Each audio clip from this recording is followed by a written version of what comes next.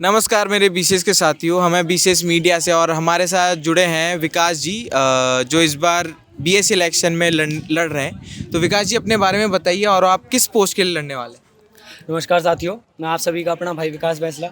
मैं chemistry department के first year से हूं और मैं इस बार एबीवीपी पैनल की तरफ से सेंट्रल काउंसलर की पोस्ट के लिए लड़ रहा हूं। तो सीधे सवाल में आता हूँ मैं, आपके इस बार के क्या क्या मुद्दे हैं कि कॉलेज को और कैसे सुधारना है, कॉलेज के छात्रों को आप क्या क्या सुविधाएं देंगे? देखिए, मैं फर्स्ट ईयर का छात्र हूँ तो मुझे आते हुए बहुत कम टाइम हुआ है, बट जितनी चीज़ें मैंने ऑब्जर्व करी हैं और जिन चीज़ों पर मैंने बात करी है उनके हिसाब से मैंने एक बात करी थी कि हमारे यहाँ पे मेल एनसीसी है बट फीमेल एनसीसी नहीं है।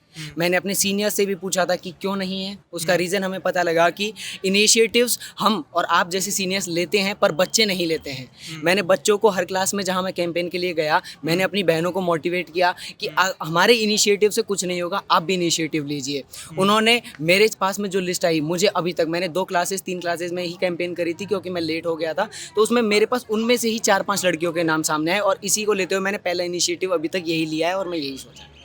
अच्छा, तो आपकी यूनियन का मुद्दा इस बार वुमेन एम्पावरमेंट है। हाँ जी। कई जगह से ठीक है, बट मेरा एक सवाल ये आ जाता है कि आपके वुमेन कैंडिडेट सिर्फ उन्हीं सीट में है जो वुमेन रिजर्व्ड है।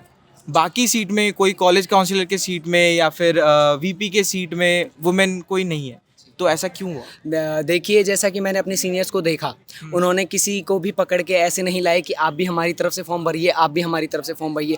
जो इंटरेस्टेड बच्चे थे, जिन्होंने हमारे पास मेरे सीनियर्स के पास एबीवीपी पैनल में कांटेक्ट किया कि हम आपके तरफ से लड़ना चाहते हैं, उन्होंने उनकी काबिलियत देखी, उनसे सवाल जवाब किए कि आपके मुद्दे क्या हैं, आप हमें कैसे रिप्रेजेंट करेंगे।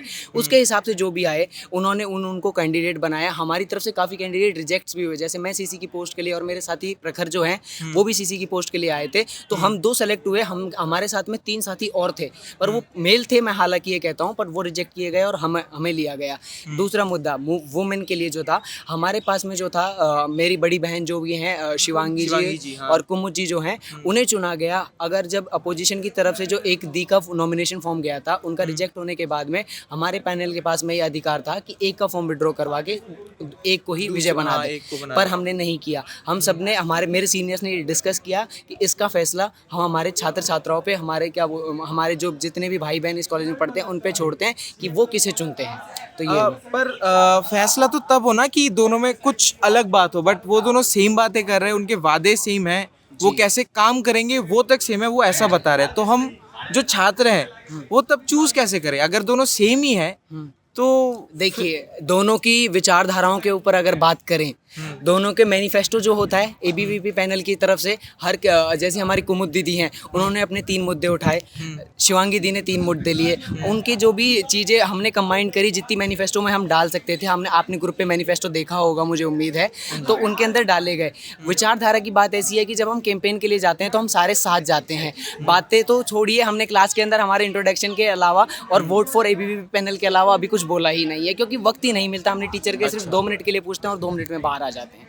तो ये बाकी रही विचारधाराओं की बात, तो अगर सेम है और बट दोनों के डिपार्टमेंट्स अलग हैं, दोनों को जानने वाले लोग अलग हैं। पूरे कॉलेज ऐसा होता है कि हम कई बार जाते हैं तो शिवांगी दी को नहीं जानते हैं, कहीं जाते हैं तो कुमुद दी को नहीं जानते, तो वो हमने इसी प्रकार से जनता पे छोड़ा है, हमारे छात्र छात्राओं पे छोड़ा है। अच्छा, तो ठीक है। क्या आपको पता है कि जो कॉलेज काउंसिलर का पोस्ट है वो क्या क्या काम करता है? जी, मुझे जितना बताया गया, मुझे अभी ज़्यादा टाइम नहीं हुआ है, मुझे बिल्कुल, आप जितना फर्स्ट ईयर बताया, के हो, हाँ हाँ। जी, मुझे जितना बताया गया कि जो एक ग्राउंड लेवल पे, जैसे हमारे प्रेसिडेंट हो गए, वो जहाँ पे भी बैठते हैं, जो भी काम करते हैं, एक जो काउंसलर होता है उसके पास में मुझे अब तक सबसे ज़्यादा प्रॉब्लम्स मिली। मैं फर्स्ट ईयर का स्टूडेंट होती हूँ, फिर भी मैंने 2 मेमोरेंडम्स अभी तक प्रिंसिपल रूम में सबमिट कर दिए हैं। पहली चीज़, हमारे प्रेसिडेंट के लिए भी दी उठ रही हैं, पर उनके पास अभी तक कोई नहीं गया। कैंटीन के अंदर एक भाई को 20 रुपये का बिस्किट, 10 रुपये का बिस्किट 20 रुपये का दिया गया। वो मेरे पास आए कि आप अगर इलेक्शन लड़ रहे हो तो ये क्यों हो रहा है। हम गए, मैंने बखूबी वीडियो बनाया उसका, और वो सच में 20 रुपये का दे रहे थे। मैंने उनसे रीज़न पूछा। मैं कैंटीन जो एग्जीक्यूटिव हमारे सर हैं फिजिक्स डिपार्टमेंट में, मैं नाम नहीं जानता, पर मेरे पास फ़ोटो है जो मैंने मेमोरेंडम सबमिट किया था। मैं उनके पास गया कि सर ये गलत हो रहा है। उन्होंने तुरंत एक्शन लेते हुए उन्हें पूछा, तो उन्होंने ये बोला कि हम आपसे माफ़ी मांगते हैं। वो उस वक्त मैम के साथ में, केमिस्ट्री डिपार्टमेंट की किसी मैम के साथ में, जो कैंटीन डिपार्टमेंट है उनके साथ में बिजी थे। उन बच्चे को बिठाया था तो उस बच्चे को पता नहीं था। तो ऐसे ऐसे स्टेप्स मैंने लिए हैं। मतलब मैं ग्राउंड पे हूँ तो मेरे पास में अगर अगर प्रॉब्लम्स आ रही हैं तो मैं उस चीज़ को अपने सीनियर्स तक या फिर प्रिंसिपल ऑफिस तक पहुँचाने का अपना कार्य करूँगा। मुझे जितना बताया गया यही है, चाहे वो किसी भी तरीके की प्रॉब्लम्स हो। ये अच्छा, तो ये आप ये बोल रहे हैं, मेरा अगला सवाल आपसे ये रहेगा नहीं कि आपको शायद ही पता हो कि लास्ट ईयर स्टूडेंट यूनियन कैसे काम की होगी, राइट? कि मैंने आपको बताया गया कि कॉलेज नहीं, मुझे नहीं बताया गया है क्योंकि हमारे बीच में उतना डिस्कशन का टाइम देखो बचा नहीं था। हमें सीधा सारी चीज़ें बोली गई कि आपको आपकी मार्क्स बताइए, वो मतलब आप किस तरीके से रिप्रेजेंट करेंगे वो पूछा गया, और आप क्या क्या मैनिफेस्टो में डालना चाहते हैं वो पूछा गया। मेरा पहला वो था, लाइक मुझसे बहुत लोगों ने पूछा कि आपने ABVP क्यों चुनी। हाँ, मैं इसका जवाब देता हूँ, मैं उन लोगों को मैंने पर्सनल भी दिया है, बट आपका एक BCS मीडिया जैसा पेज है तो सब तक जवाब पहुँचे, मैं यही चाहूँगा। देखिए, मैंने भूतकाल की बातों पर यहाँ तक कि प्रूफ पर भी भरोसा करना एक तरफ साइड किया उस पॉइंट को। मैं जब आया तो मुझे 10 दिन के अंदर फ्री मेडिकल हेल्थ चेकअप जैसा, जिसमें आप भी गए होंगे और भी साथी गए होंगे, वैसा medical health checkup free of cost, dental हो, आई हो, स्किन केयर हो, वैसे डॉक्टर्स यहाँ हमारे ABVP पैनल ने बिठाए थे। तो वैसा इनिशिएटिव जो मुझे दिखा, फिर मैंने उस चीज़ के प्रूफ्स देखे जो पहले काम किए गए थे, तो मैं उनसे प्रेरित हुआ और मैंने ABVP पैनल को इसी तरीके से ज्वाइन किया। ये था मेरा रीज़न। अच्छा, बिल्कुल। तो धन्यवाद बैसला जी। Thank you. आप अपना बैलेट नंबर और आपका नाम वापस बता दीजिए।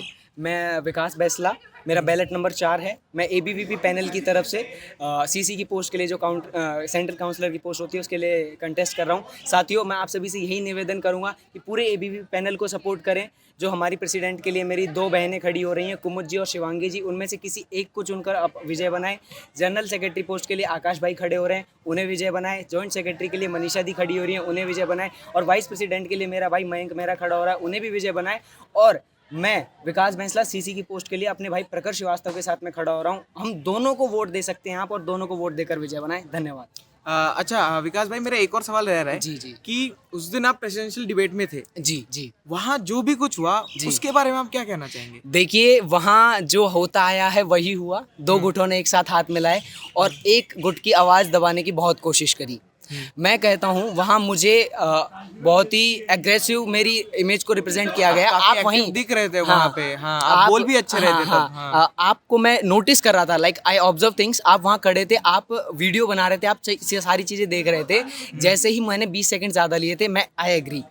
तो जैसे ही जो अपोजिशन के मेंबर थे वो सर के पास जा रहे थे ये कहने के लिए कि इनकी अगली कंटेस्टेंट को बोलने का मौका ना दिया जाए, तो मैं सर के पास जा रहा था, अब्बास सर जो थे हमारे इलेक्शन कमेटी के मेंबर, की सर दिया जाए। पर मैं ये बोलता उससे पहले ही उन्होंने ये मेरी इमेज पोर्ट्रे करने की कोशिश करी कि हाथ उठाने आ रहा है, and I was not doing that. मैंने हर टीचर को यही बोला और उन्होंने मुझे इस चीज़ के लिए बोला कि कोई बात नहीं, इमेज कुछ भी पोर्ट्रे हो, आपका काम दिखाएगा सारी चीज़ें। बाकी यही कहूँगा कि किसी की आवाज़ दबाने से आवाज़ दब सकती है, प्रूफ्स नहीं दब सकते, सच नहीं दब सकता। और सच आज हमने हर क्लास के अंदर हमारे प्रूफ्स के साथ में दिखाया है कि क्या हुआ था क्या नहीं हुआ। अगर आप हमें भी कुछ बताना चाहते हो तो बता सकते हो, क्योंकि मैंने आपको आश्वासन दिया था कि मैं आपको प्लेटफॉर्म दूंगा, आपको एक बिगर ऑडियंस तक पहुंचने का। तो बताइए। हिमाद्री जी ने मुझसे बोला था, जैसे ही ग्रुप से बात चल रही थी कि आज ये हुआ आज ये हुआ, तो मैंने रिक्वेस्ट करी थी कि जैसे दोनों गुटों की तरफ से 2 गुट मिलकर एक गुट की आवाज़ दबा रहे थे, मैंने कहा दोनों संगठन मिलकर एक संगठन की आवाज़ दबा रहे थे। तो मैंने जब ग्रुप पे रिक्वेस्ट किया कि आवाज़ दब सकती है, सच नहीं दब सकता, मुझे हिमाद्री